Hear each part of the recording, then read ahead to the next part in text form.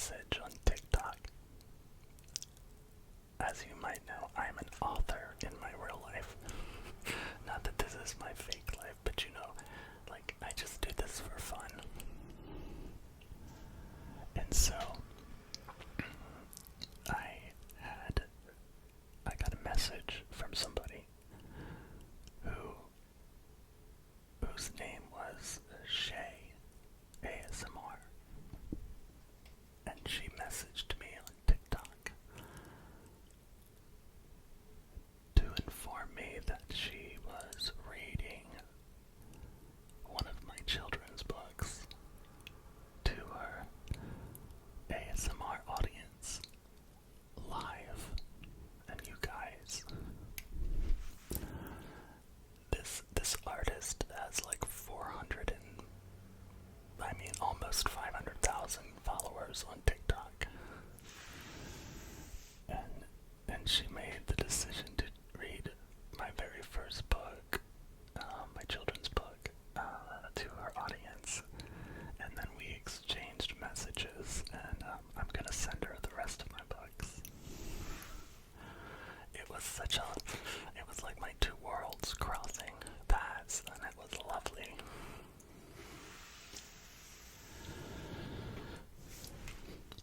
But this week was stressful because the internet is just such a terrible place sometimes. And I probably, y'all, like, I have dealt with some pretty awful situations over the years. I used to have a blog that was called Jesus Needs New PR. Jesus needs new PR. And it's a true statement most of the time. I think it was Gandhi who said, I'm fine with your Jesus. It's your Jesus' followers that I can't stand.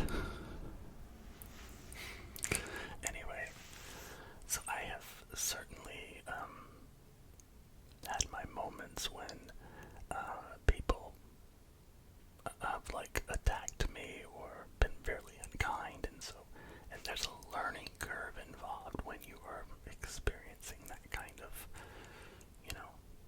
engagement. The kind of engagement when people are just looking for ways to diminish you or discount you. And in my world, being a gay guy who writes about God, there's a good number of people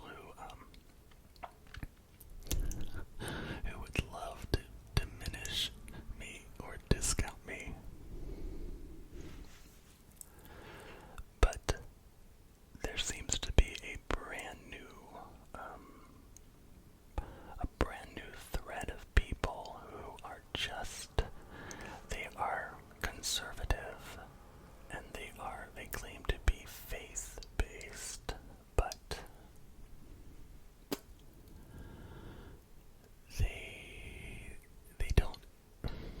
they don't adhere to any of the discourse rules of loving thy neighbor, or being kind, or having a little mercy or grace. It's quite fascinating. But a reel that I made on Instagram like a month ago started to go viral this week, and as it was making waves in the audience that would find my books enjoyable or find my content enjoyable, it was also finding an audience among some of the most hateful young men that I have ever encountered. I mean, they all seemed to be like in their, that 19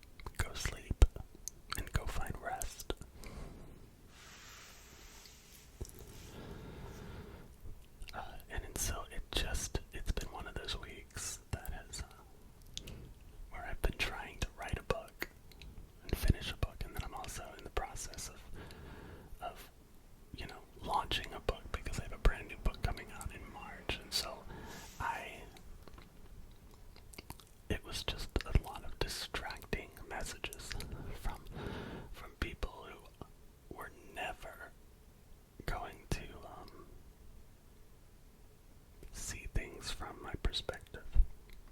And that's okay. I am okay. And I hope that you are okay.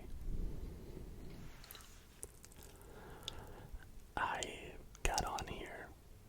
I'm really enjoying this, like, laid back, trying to just tell stories and just trying to talk about life because one of my favorite ASMR artists, Massage ASMR, I think. He lives in Australia. He has like 1 million followers. He's very popular. But he just recently came back out of a very long break, and it's just been so cool to see just how like laid back and chill, and like his content isn't always this like well planned, purposed content. Sometimes it's just him telling a story, and I like that.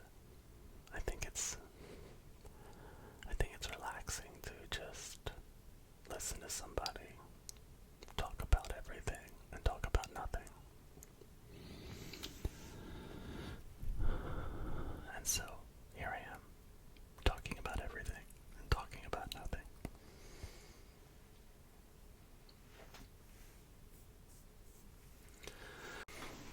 And so my book comes out on March 12th, and so I have had lots of interviews, podcast interviews, and a couple like interviews that are, for writing. I just found out that the Tennessean, the local newspaper here in Nashville, it's actually for the state of Tennessee, it's going to do a story on me for the new book. And so this is the new book.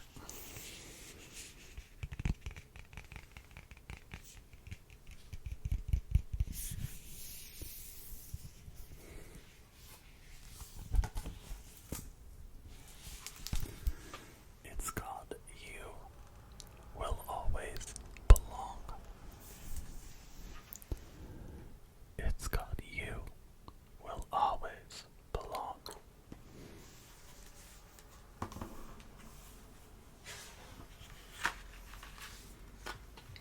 I thought I would read you a page or two.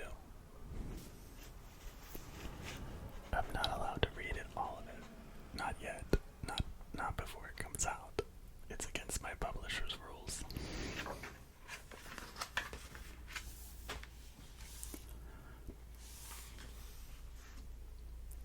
You belong.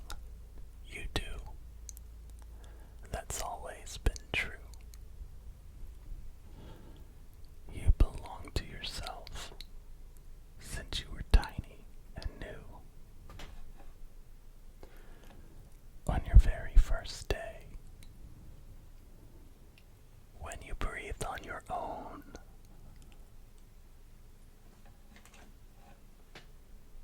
you belong to yourself and were made to be known.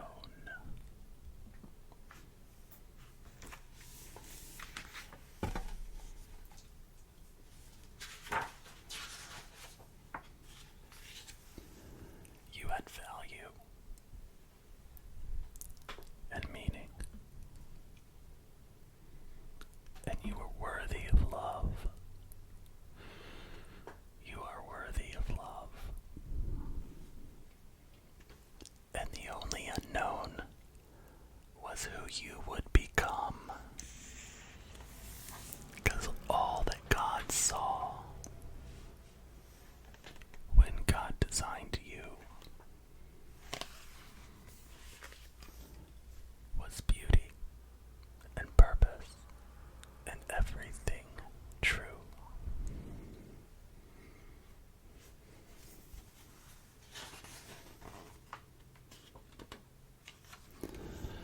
So what will it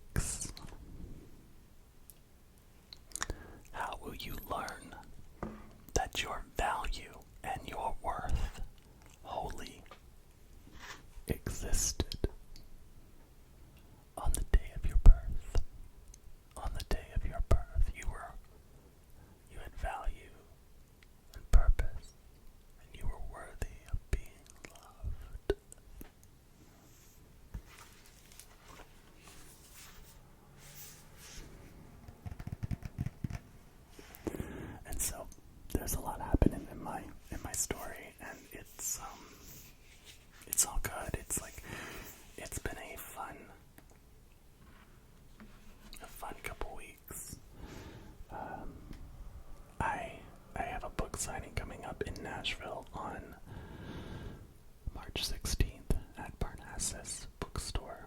And Parnassus is like one of the more famous independent bookstores in the country. And that's because it's owned and operated by Ann Patchett. And if you are a reader, you would probably know Ann Patchett. She is a novelist and very well known, and has written a plethora of books.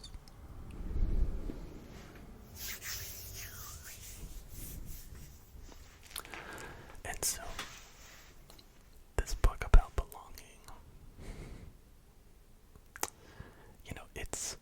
I'm so excited about it because it's a different book for me in some ways.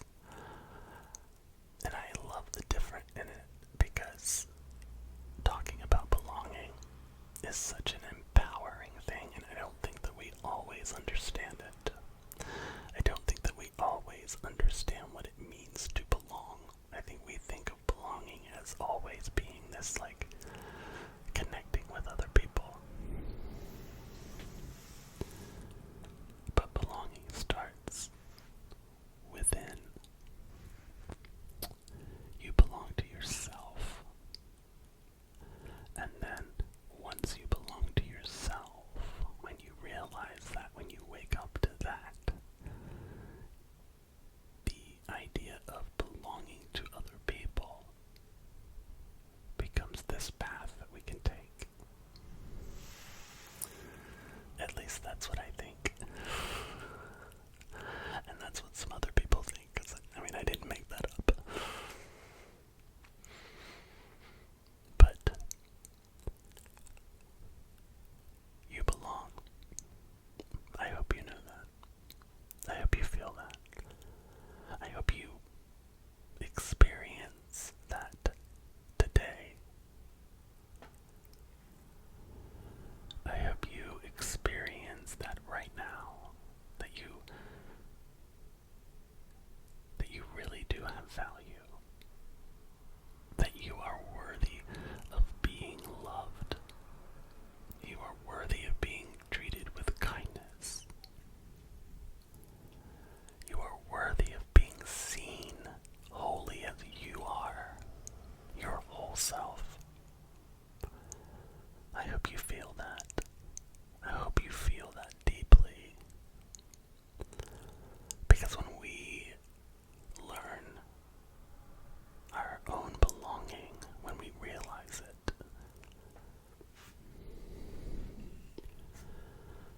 we wake up to the reality that we can belong to ourselves in some of the most complicated and unkind situations. This week, when I had a whole bunch of people calling me just terrible things, or making fun of me for being homosexual,